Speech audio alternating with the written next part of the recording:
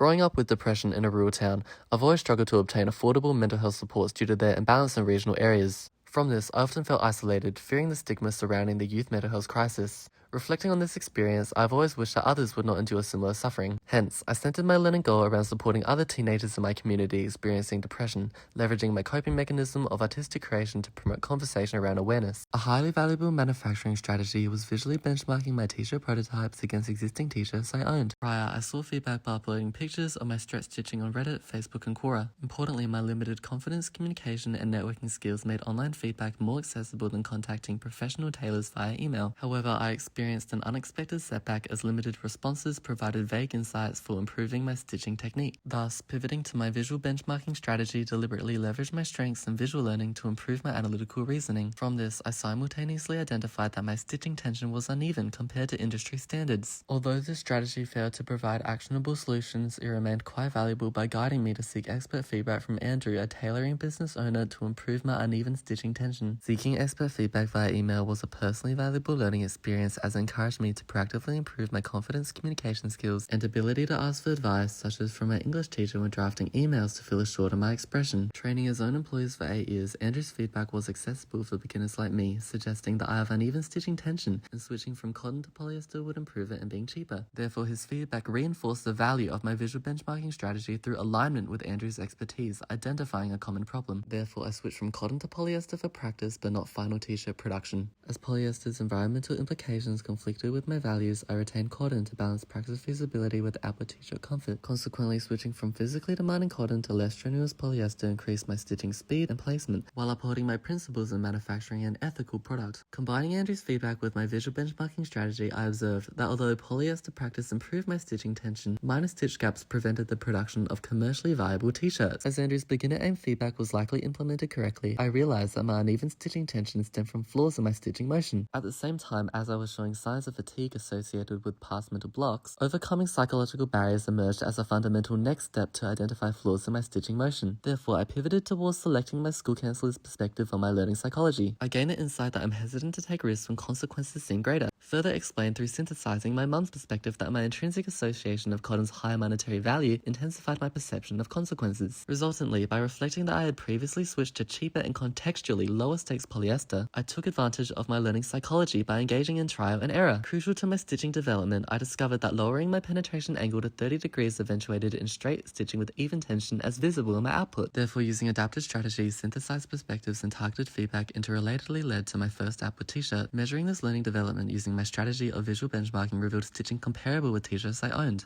This supported my realization that my extent of learning was approaching industry standards. Furthermore, this learning development was connectedly measured using questionnaire feedback from community members who wore my t-shirts. I received the feedback that although they look comparable to their t-shirts, minor stitching protrusions along the shoulders cause itchiness when worn. This can be explained by my trial and error experimentation unsuccessfully developing viable shoulder seam techniques, which lowered confidence and skill development in angular stitching. This taught me that structured practice can be vital to improvement, a learning development evident in my output whereby my t-shirts contain minor holes between just shoulder stitches and not others. Thus, by analyzing how different aspects of my learning interacted together, I can now praise that my t-shirt manufacturing learning development approached industry standards to an aesthetic extent more than a usability extent. Instead of basing my designs on generic slogans that lack personal connection, I adapted this strategy towards brainstorming my own slogans based on my lived experiences with depression. From testing this strategy at different times, I discovered my mind is most active but least overstimulated during mornings. Hence, strategically brainstorming my slogans before school maximized their time efficiency and quality. This learning experience was personally valuable as I learned to leverage my ADHD as a strength to mitigate time management risks around brainstorming rather than feel ashamed of it. After creating these slogans, I self-questioned their effectiveness but realized that my personal attachment was making my judgment biased. Consequently, I pivoted and sought feedback from my local psychologist, Dr. Jankowiak. He recommended to select slogan 2 as I gained the insight that slogans 1 and 3 were not relatable to other depression sufferers. Invaluably, he suggested not explicitly stating the slogan but instead integrating it subtly into the visual design, as some depression sufferers may feel vulnerable. Initially, I felt discouraged as I struggled to accept that some of my lived experiences were less valuable to others. Reflecting on this setback unexpectedly transformed my previously ineffective self-questioning into my most valuable strategy. Through self-questioning my own slogans, I strengthened my emotional regulation through continued exposure to my harshest critique myself. In turn, improved emotional regulation enabled me to move beyond personal bias and objectively refine my slogans and designs. Monumentally, I now recognize that effectively supporting depression sufferers requires sensitivity towards the different ways individuals experience depression. As I now understood Dr. Jankowiak's feedback, I overcame my hesitancies and collective slogan too. Therefore, the combination of these strategies, feedback, and learning processes led me to design a t-shirt conveying the message that whilst depression is not always visible, it is always real. Importantly, my Instagram output format allowed me to appraise the extent of learning development by visually comparing my initial and final designs. Upon this, I evaluated that although both designs were aesthetically pleasing as my design skills using Adobe 360 were already developed, my final design communicated the intended message more powerfully yet sensitively. Specifically, the umbrella represented the intentional concealment of distress, and the rain symbolized the persistent emotional burden sufferers carry within, reinforcing the value of authentically translating my lived experiences into designs. Interconnectedly, questionnaire feedback from attendees at my Instagram organized community meetups confirmed the effectiveness of my t-shirts. Several teenagers stated that the t-shirts gave them confidence to talk about their experiences with depression. Furthermore, others informed me they were even regularly holding sustained group conversations to support their families, which they would never have initiated prior to receiving their t-shirts. Ultimately, I can now praise that my extensive learning development enabled me to achieve my learning goal to a large extent, which I am truly proud of.